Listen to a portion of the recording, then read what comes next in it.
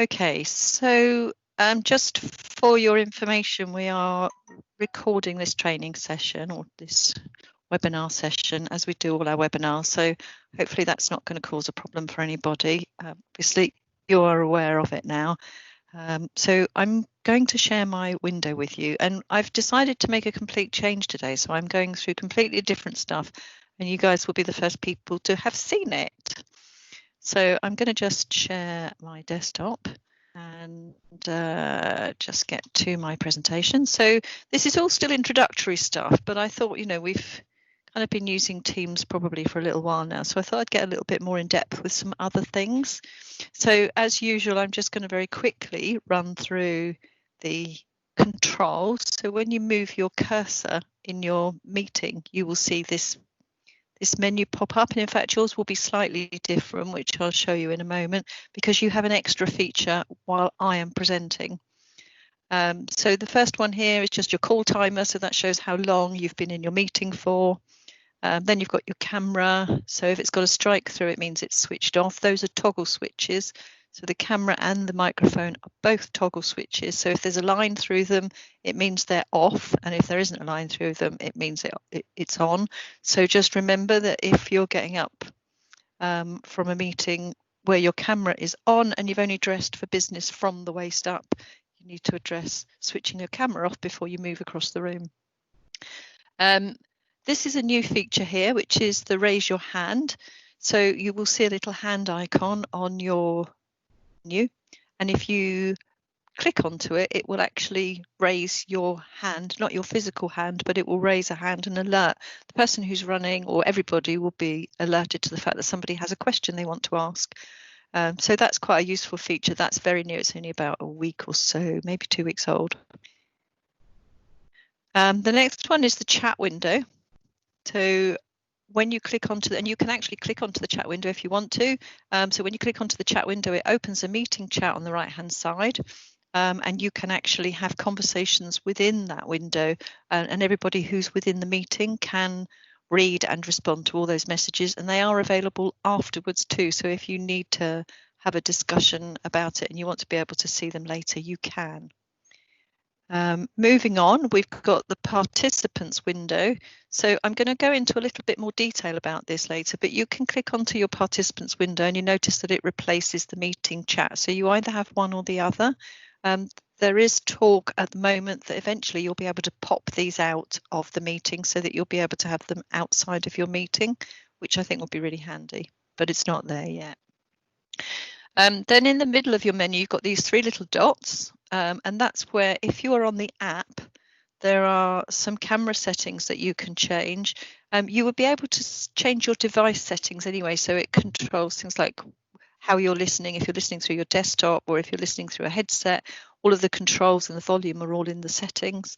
But you can also blur your camera and even change your background. And I'll show you how to do that in a little while. This one here, I don't want you to click on because we will end up all looking at your screen and you probably don't want us to do that.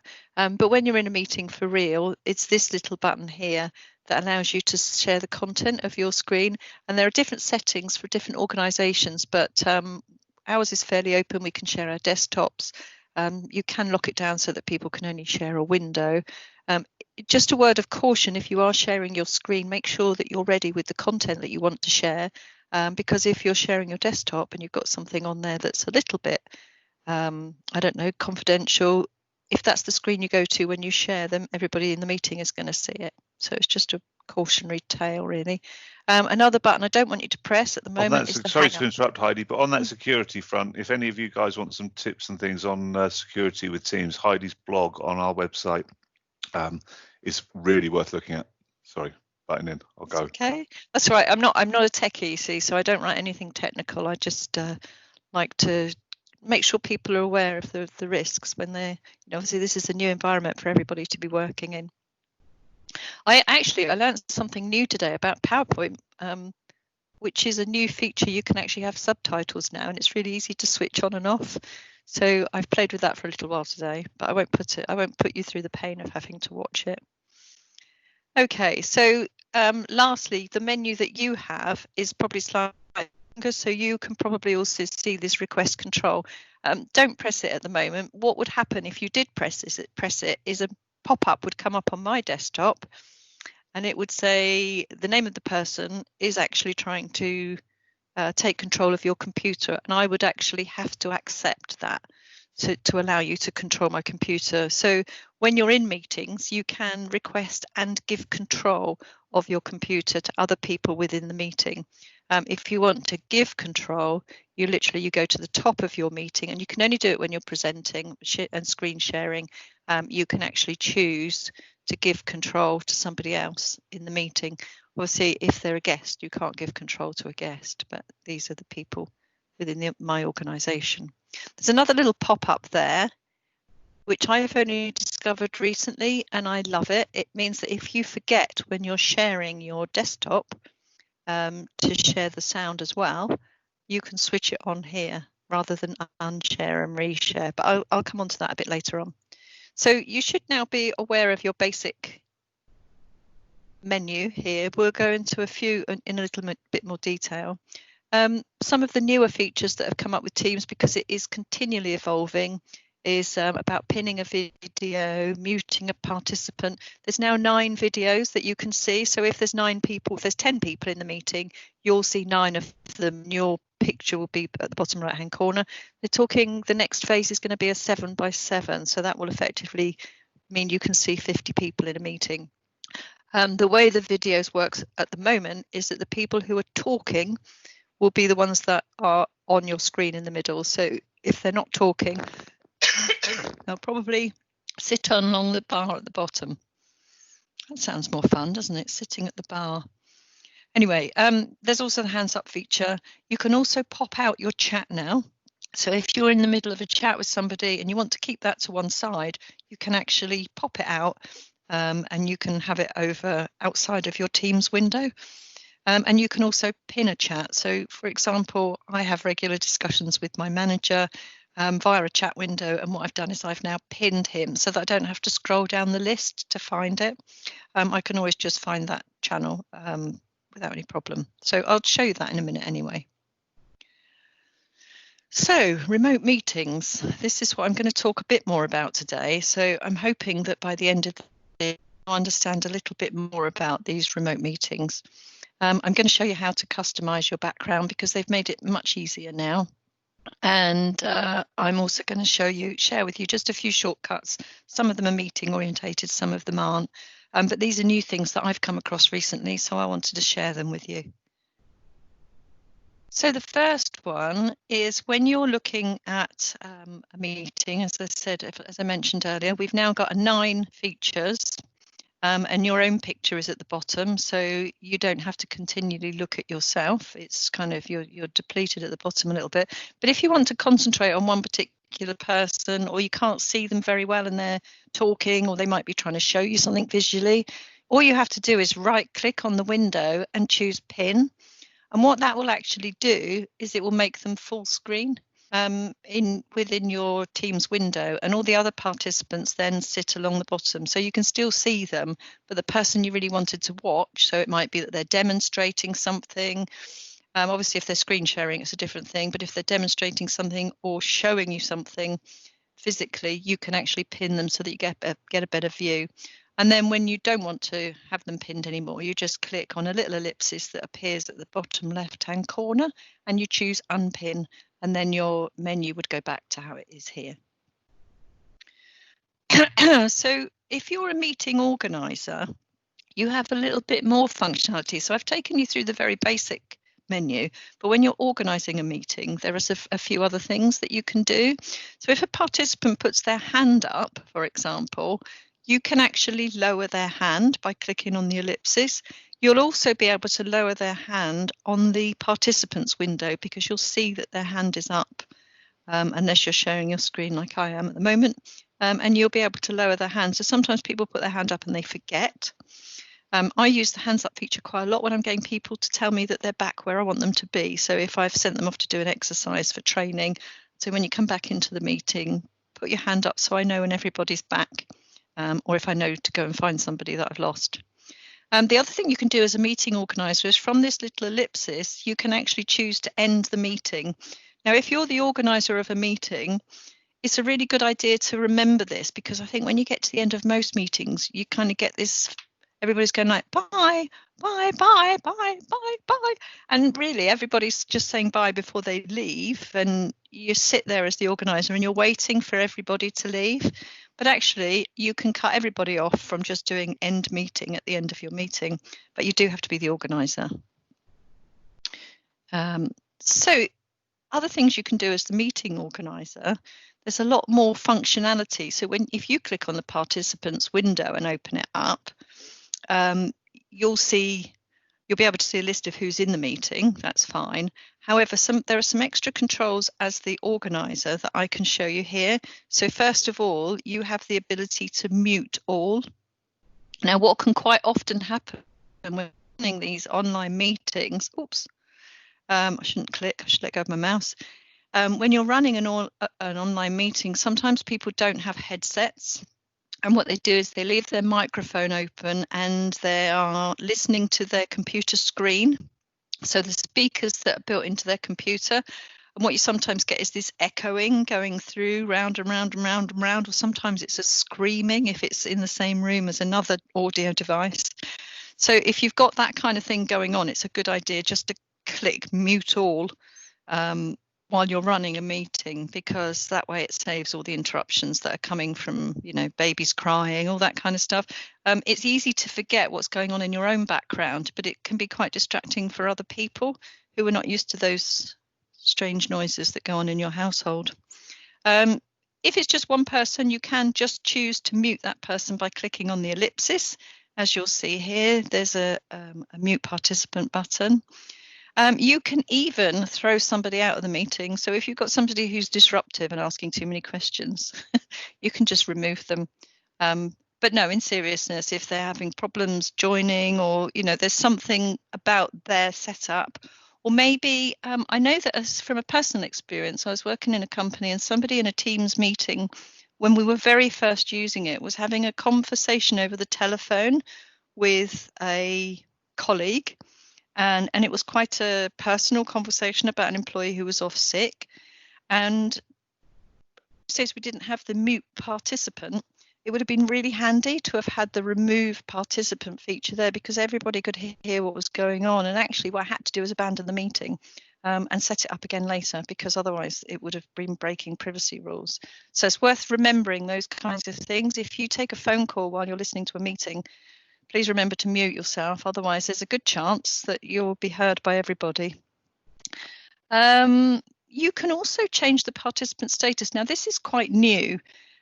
You can make the participant an attendee. So if you all work for the same company, by default, when you join a meeting, you're all participants. And that means you can all share your screen. You can all mute other people.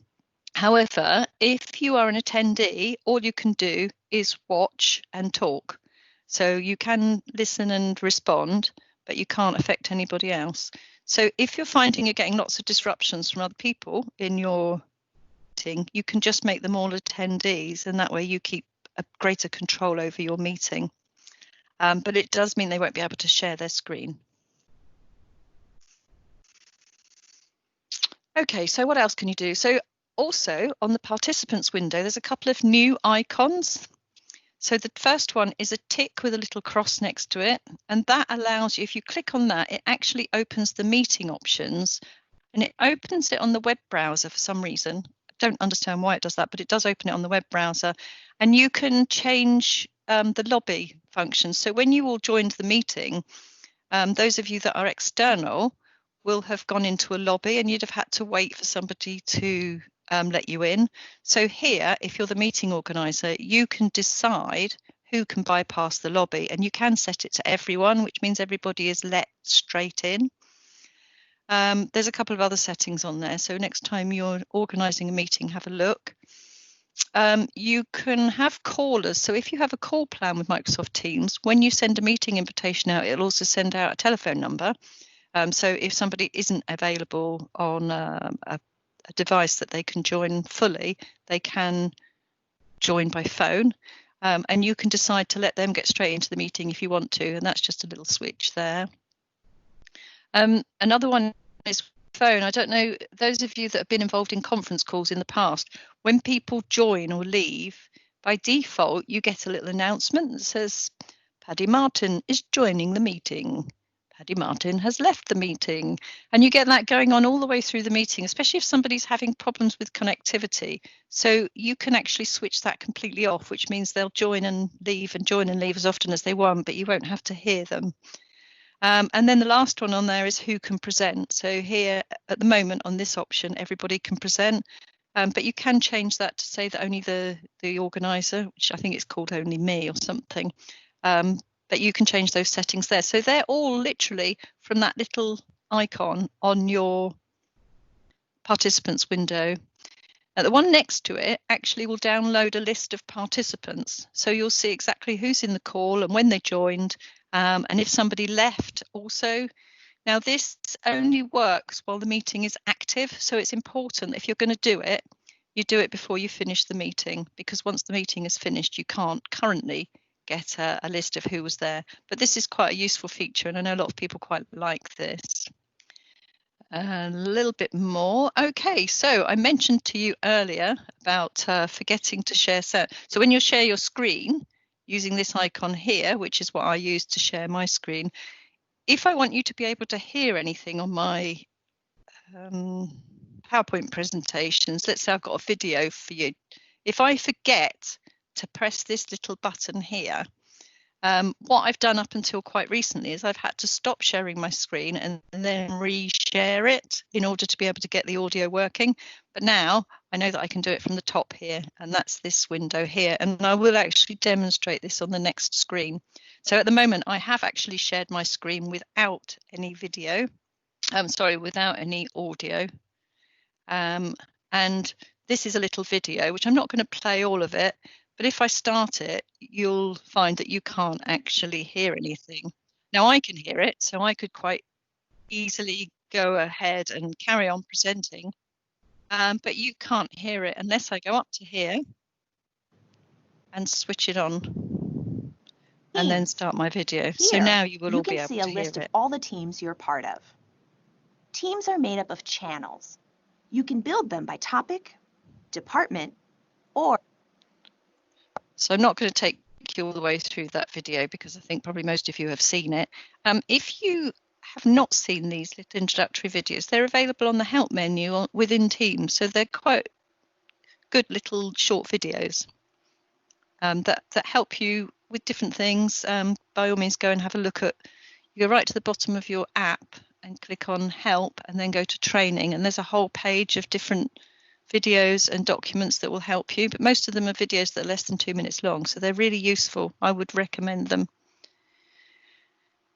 So I said I'd share some handy tips and shortcuts with you as well. So some of these are meeting related and some aren't. The first one is if you're in a call, so if you're in a meeting like this and you are talking away and somebody says you're on mute, a quick way, if you can't find your mouse, is just to do Control Shift and M. And that will actually toggle your switch. So if you're muted, it will unmute you. If you're unmuted, it will mute you. So particularly if you're a laptop user, it's sometimes difficult to find your way around by using the little tracker pads. So Control Shift and M, well, it's Control and a capital M, essentially. That will help you. Another one is if you need to start a new chat window, you can do just Control and N. So Control a new chat window. And it'll open up a new chat window regardless of where you are in Teams. To get into the command bar at the top, so right at the top of Teams, there's a command bar that gives you access to doing all kinds of stuff, including chats, changing your status, sending messages, looking for people in an organization chart. There's all kinds of things, but to get to that bar quickly from anywhere is literally just a control key and your /, and that will take you into that command bar. I mentioned earlier about pinning a chat. So over on the left-hand side in your chat window, you'll be able to see a list of historical chats that you've had. If you want to hold on to one of those particular chats, all you need to do is to click on the ellipsis next to it and choose pin, and then it will actually stay at the top of the chat window until you choose to unpin it. So if it's somebody you talk to regularly, otherwise what can happen is they just get lower and lower down the list as you have subsequent chats with other people. So if it's somebody you need to contact regularly, it's quite a good idea to keep them in view. And the next one is if you right click on your taskbar on your Teams window, when you've got Teams active, you'll see that it brings up a couple of other menus, so you can start a new chat from there. You can go into your status, which takes you actually into your profile. You can sign out, but pinning to the taskbar is just keeping it on the taskbar, and that's all Windows functions. So worth having a little look through those, things that I've never really discovered before. Now, just make sure I haven't missed one. The last one on here, I think it's the last one, is this is only available on the desktop version, and it has only just come out. So you've been able to have backgrounds for a little while. And the way that you get that is you actually click on your ellipsis and go to show background effects. But up until a couple of days ago, if you wanted to have your own custom background, you would have to go through and copy the file to a specific folder in a specific place, hidden in the depths of Windows in order to be able to find it. So obviously this was a very popular feature because Microsoft have come up quite quickly, and they've actually now given you an add new feature. So when you go into show background effects, add new will add to the list. It brings up a browser window and you choose a picture. It has to be a picture of a suitable size, but if it uploads, then you can then choose it from, it will just become another one of these example icons here. So you can choose to have that as your background. Just for clarification, this item here is no background, so that basically means it will show your room that you're sitting in, and the one to the right means it will show you the room that you're sitting in but blurred, so people don't get to see any detail, and all the other ones are just pretend backgrounds that make you look like you're somewhere either more or less exotic depending on what you choose. Okay, so I'm going to stop sharing my screen. Does anybody have any questions?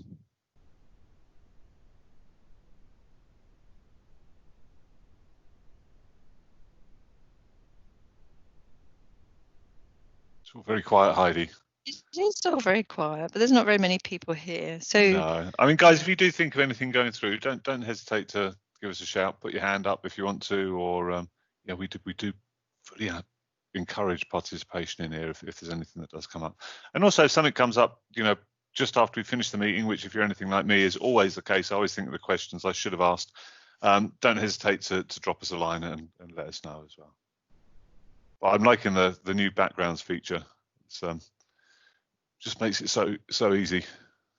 Okay. perhaps too easy. Why ever would you say that, Heidi?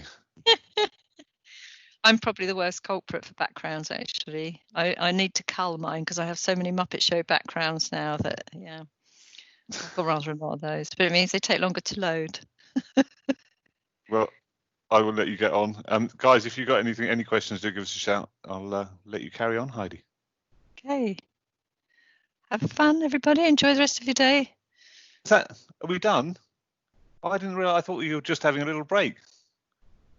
Really? Well, it's 2:30. I can carry, you know me, I can carry on for hours. But we've got a question from Rosalie. Can a document being shared be edited during a meeting? Yes.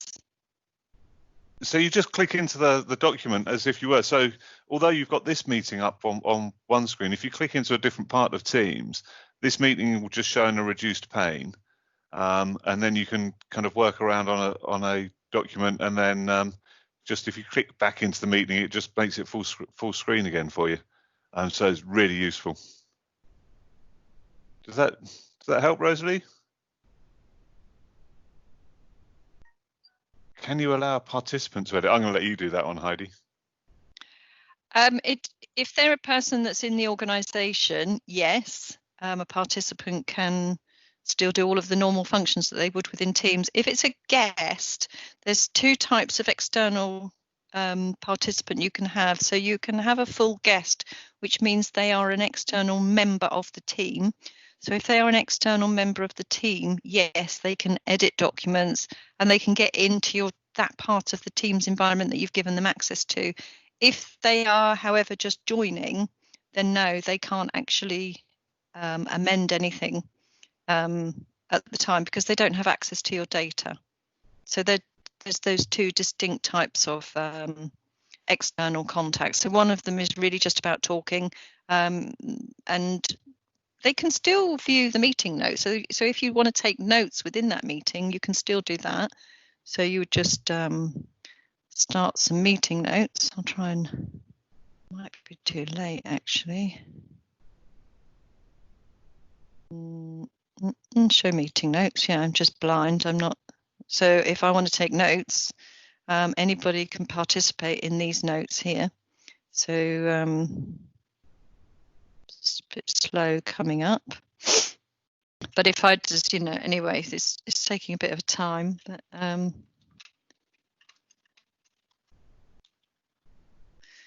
the only problem for the external person is that after the meeting, they won't be viewable again. So you can add information here. You can add all sorts of things. Who is going to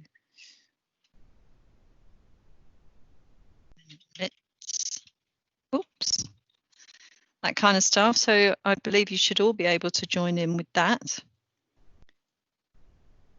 And then those actually get embedded within the meeting. So if ever you want to go back to them, you can actually double click on the calendar and then you'll see them there. I can probably, let me just see if I can show you that. So I'm just going to share my screen again and go to my Teams meeting. So if I go into my calendar now, this particular meeting here, if I open it, I've actually got my meeting notes are available here. And this is what I just literally just typed into the meeting.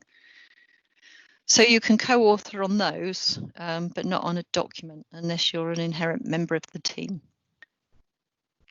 Does that answer your question? I'll find my way back now.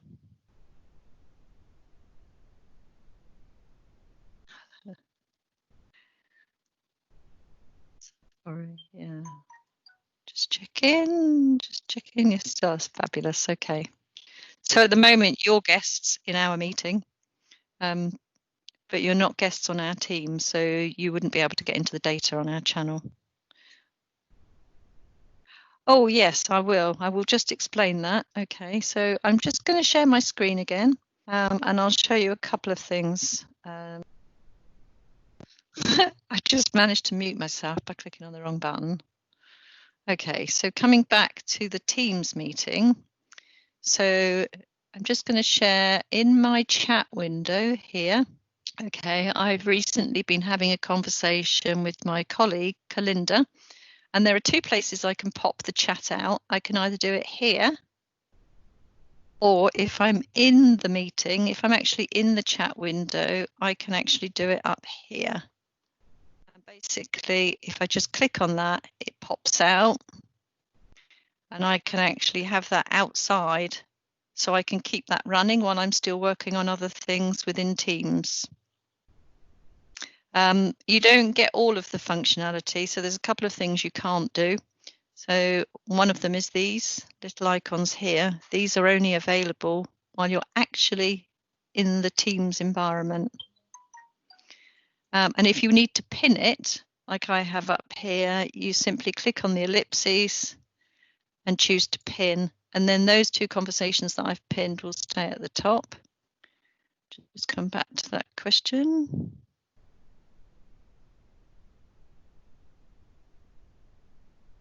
Not at the moment. You can't currently do that in a meeting chat, but it is coming. So it's one of the things that I can't wait for, because there are certain elements of running a remote session that are really complicated if you're trying to use it for Teams training. And what they intend to do is make everything pop out. So you will be able to, that sounds a bit weird, doesn't it? Sorry. You will be able to pop out the participants window, for example, and you'll be able to pop out the chat window, not the chat window, the actual video meeting. So you'll be able to keep that separate from your Teams environment. So all those sections are coming. There's not a timescale on them at the moment, so they may be a little while. Some teach subject. Sorry, let me just come back to the question window. Yes, and I totally agree with you, because one of the things that when you're sharing the window on a single screen is when you share the window, you can no longer see the chat, you can no longer see the hands up facility. So yes, I totally agree with you. It will be great when it comes. I think it will be shortly. I don't think it will be too long away, but you can't tell because I don't know what's involved. They may be, at the moment, I think they're concentrating on getting their 7x7 video, because people are saying, I want Zoom because I can see everybody in Zoom, which is a shame really, because Zoom actually is just for conferencing. It doesn't do anything else, so you can't store information in it. So yes, I totally agree with you. It will be great when you can do it. If you have dual monitor, yes, you can. If you have dual monitor, I believe you will have the window in a different view. Now, I don't ever have dual monitor because I can't deal with it. But I believe that if you're presenting and you have dual monitor, you will still see those controls. I think they go somewhere else. And I have done that too. So yes, I have also in a fairly recent course that I ran, I was logged in on a different computer as myself, and I kept my chat window in there, and I kept an eye on everything on my second device. So yes, all those things are workarounds, but eventually you won't have to do all that. So it's coming, but yeah, that's what I do. So you can log in twice. That's not a problem. Does that answer your question okay? Lots of good questions today. We like that. Yeah, it's good. Yeah. Cool. Any more questions from you guys? I mean, if you do think of any, just drop us a line. You can get me on paddy.martin@amtevolve.com. So yeah, you're welcome to drop me an email. Well, Heidi, thank you very much. That was a fabulous webinar as always, and some new stuff in there, which is always good to see. So yeah, superb. And guys, thank you for your time.